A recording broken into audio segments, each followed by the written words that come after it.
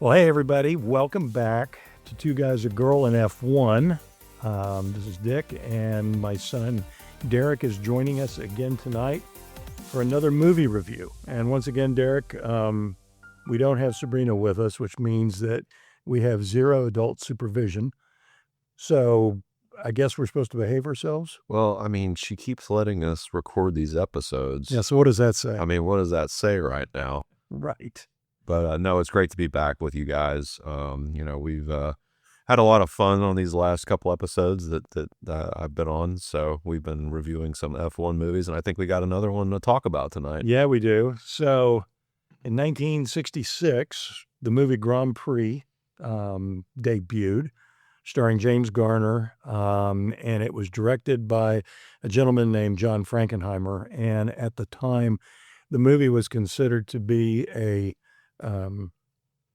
technological masterpiece because of all the new and unusual angles that they used for filming this thing. In fact, I think you told me, Derek, that you did some research and they won 3 Academy Awards for like cinematography. Yeah, I don't remember what they won the Academy Awards for, but I know that the film did win 3.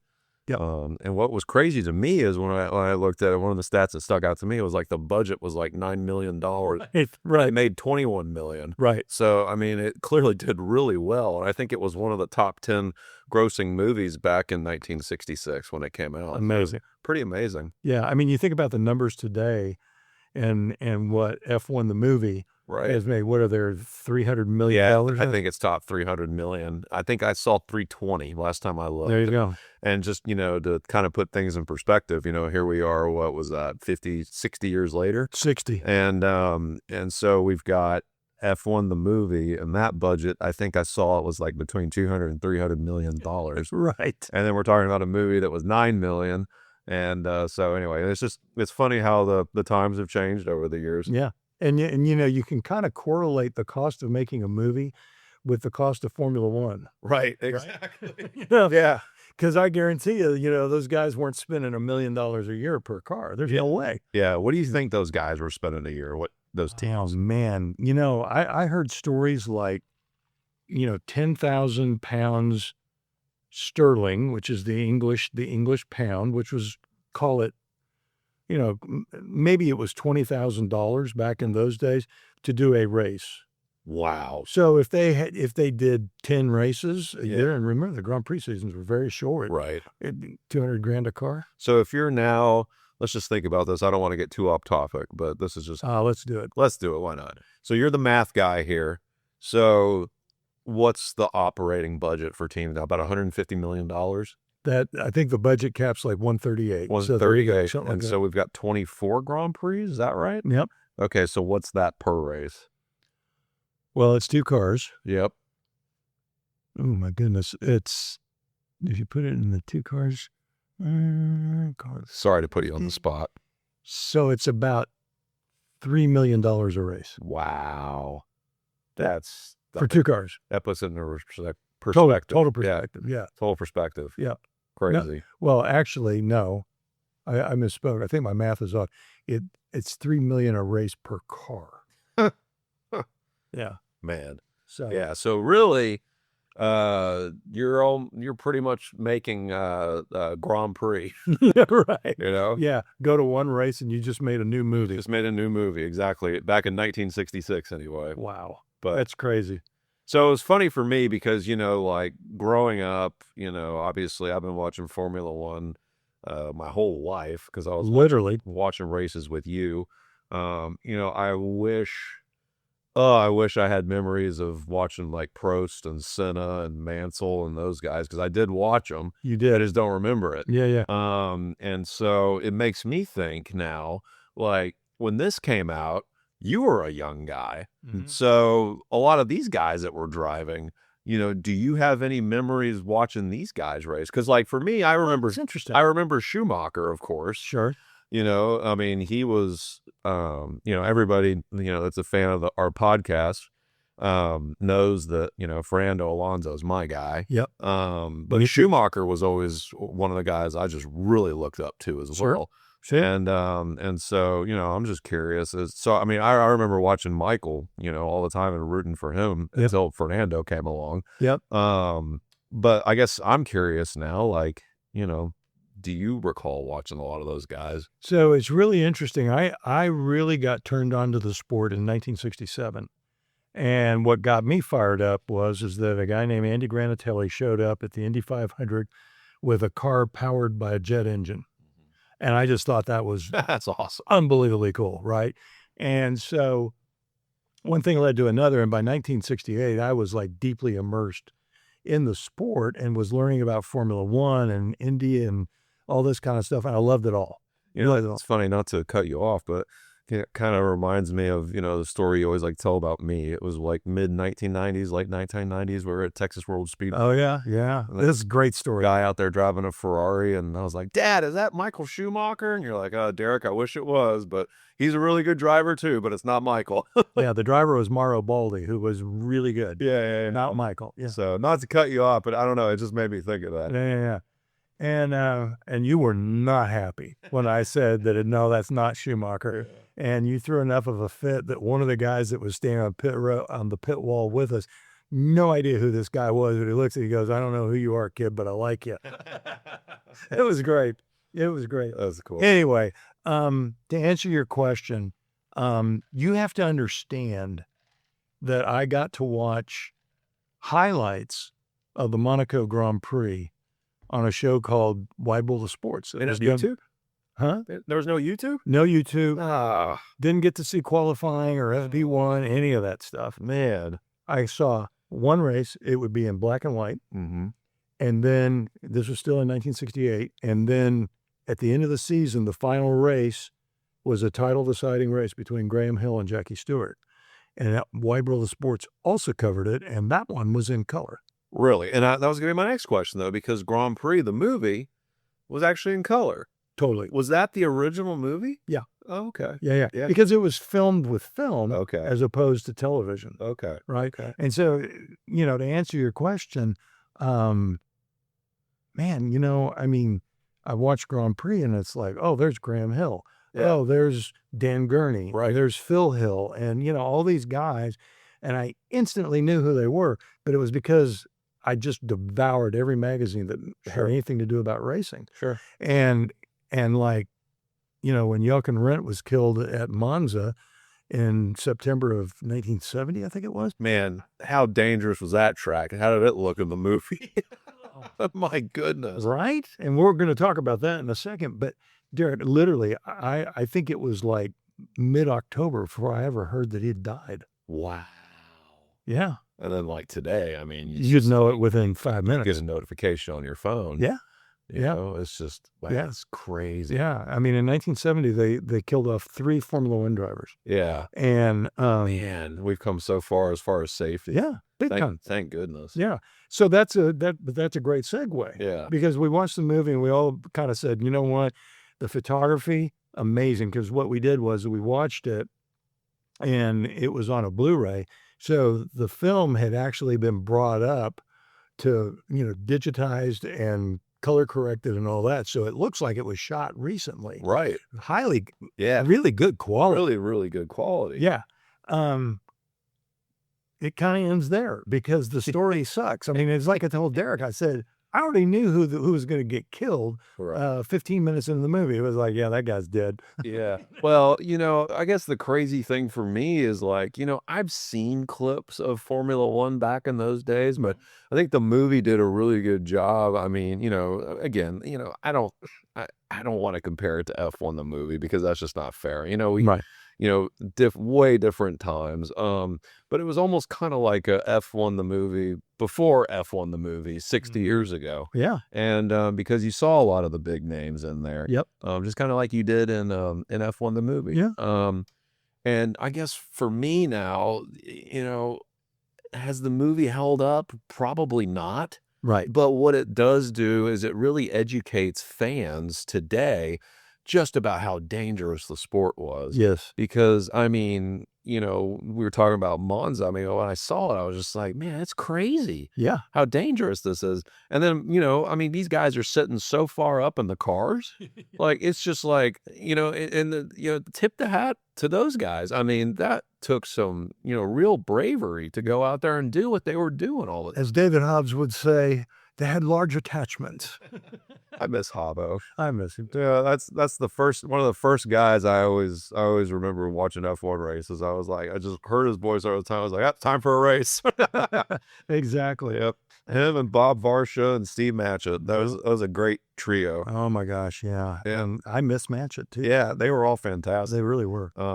But yeah, I mean, it really does a good job of really showing, I think, you know, just kind of what the sport was back then. And really, it's actually amazing how far we've gone, you know, how far we've come with all the safety measures that have been taken now in the sport. And it's crazy to me. You saw people standing on the track during the race. Yeah, taking pictures. I'm just like, and nobody thought anything of it. No.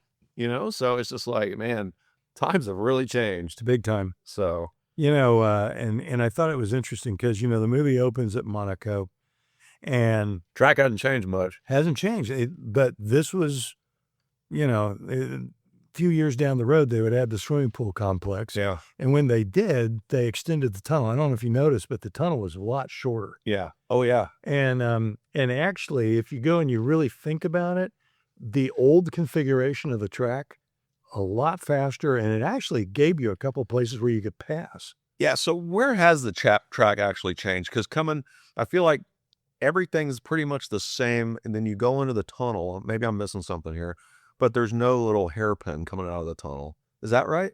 So, yeah, I mean, you know, back in those days. Because they're just going out of the tunnel and they're just going straight on, right? Yeah, they would go through the tunnel, which was very short. Right. See, what they did is they extended the tunnel so that they could build a hotel on top of the tunnel. Yeah, it's the Lowe's Hotel, I think it is. Anyway, the tunnel extends it, but then there was a chicane that they brought closer to the tunnel. And so that's what we have today because they had to accommodate the swimming pool section that comes up there. The other piece is that at the pits, there was just a not flat out, but a very slow hairpin turn. Whereas today, the last two corners comprise kind of a hairpin. It's like a hard right, a little bit of a straightaway with pit entrance on the driver's right. Sharp. And then a really sharp right that puts you on the pit straight. Yep. Right. And so track hasn't changed a whole lot. Really hasn't. I mean, really from the start finish line all the way to the tunnel, there's no change that I can tell. But what gets me was Spa. Oh yeah. I mean, like I'm watching this and I told Dad, I'm like, it's like they're driving in a town. Yeah. Because it looked like there were like little like shops where they were driving right by. Yeah. And it was like road, curb, shop, not even a sidewalk. And how many miles was it? 9? I think it was 8.5. 8.5. Yeah. It was just, it's changed a lot. Yeah. Because it's 4 something now. Yeah. I mean, you once you go through Eau Rouge, it's almost like, you know, you just keep going and it's like, oh, there's like somebody's house right there. Right. You know, it was crazy. Yeah. So, yeah. And Eau Rouge, okay. I think if you ever want to just gasp at a race car going really, really fast, Eau Rouge is a good place to go. Oh, yeah. Turn 1 in Indianapolis would be a good place to go, right? 2 good places. Yeah. And you look at it back then, there was no runoff, man. I mean, nothing. No. And those guys are probably going through it way slower. Not probably, they were. Yeah. But still, they were on the limit for what those cars could do. And it didn't take much, and they were off the road. Yeah. Yeah. Crazy. Now, refresh my memory. Was Mario racing then? Well, he was racing, but not in F1. Okay. Mario made his debut in the U.S. Grand Prix 1968 with Lotus. So we had just missed him in this movie. We just missed him.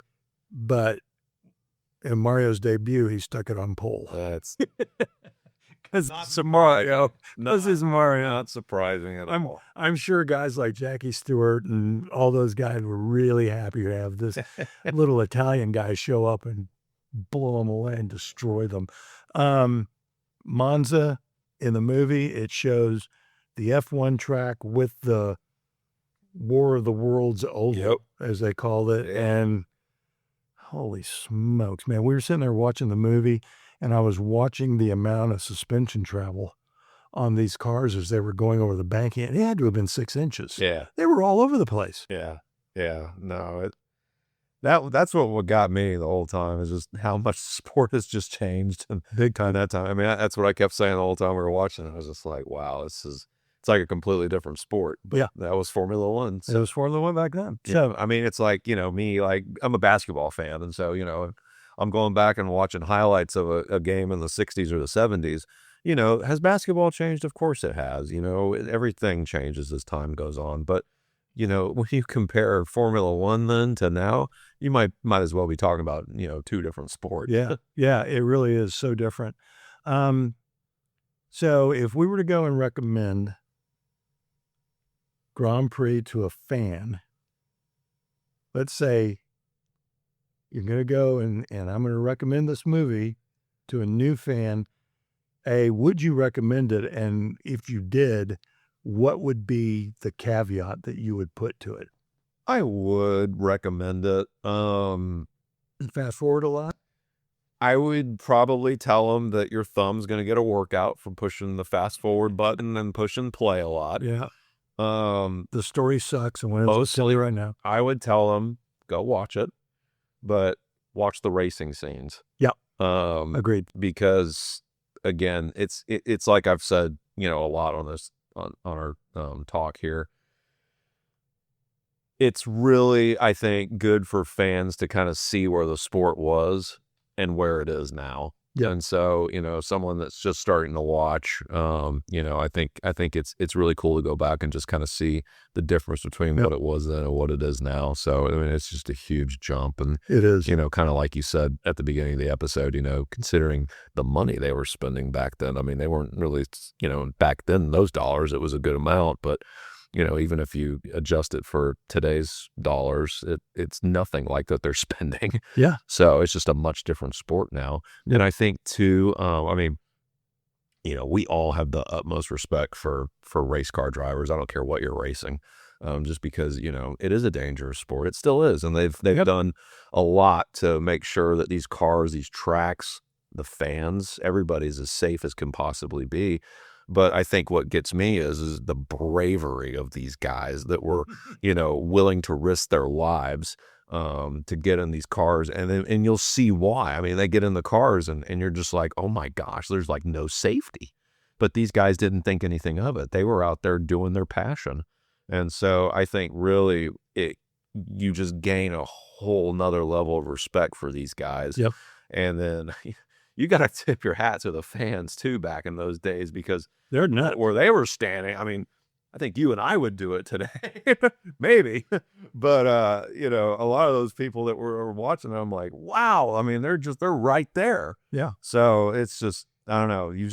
For me, I just, I tip my hat to the drivers back then, just for their bravery. Because, that was really, an act of bravery, in my opinion. Just they were willing to go out and, do what they love to do and not really think anything of it. So, yeah. And some of them actually lived to tell about it. Yeah, exactly. So crazy. To answer your question, yes, but, I would fast forward quite a bit. Yeah. I'll just say you're not going to see any cool simulators. You're not going to see any cool wind tunnels.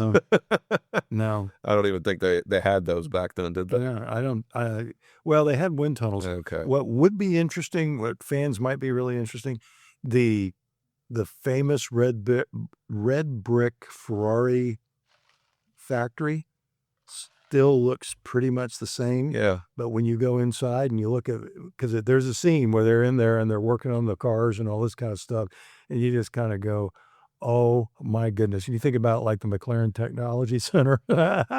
Wow, what a difference. I think there needs to be a race one weekend where we just get like Max, Fernando, Lewis, Leclerc, Russell, Piastri, Norris, and just stick them in those cars and just, oh, that'd be interesting. And just say, all right, boys, we're going to do a one-shot qualifying. And then we're going to do like a 20-lap race. See who wins. It'd be kind of fun. Actually, and do it, you like a charity event. Yeah.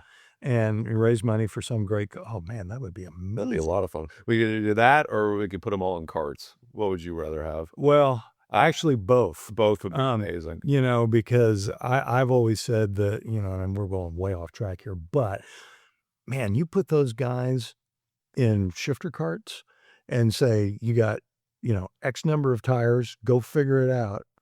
And good luck. Maybe, you know, when they retire, we'll see them in Vegas. I bet we'll see Alonso. I hope so. I bet we'll see him because Sure hope so.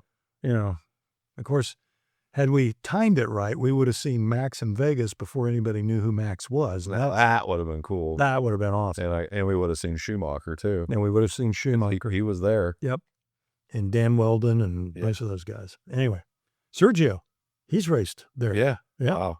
Sounds like he may be coming back. But Yeah. that's a topic for another day. A topic for another day. Because we like to go off track. We do. Get together. This is what happens when Sabrina's not. That's right. We might go into it with, hey, we're going to talk about Grand Prix the movie, but you got that and about 20 other things too. So So you got bonus material. we got bonus material. There you go. All right, Derek. Thanks for joining me. Yep. This was fun. Thanks for having me. We have a movie coming up that we're going to watch next. I'm not going to spoil it, but it's one of those movies that's out in the archives that you really have to find, but it is an amazing movie, and it's all about Formula One. So That is if Sabrina lets us come back and do another one. this is true. We may be fired. All right. Thanks for joining us, everybody. We will be back.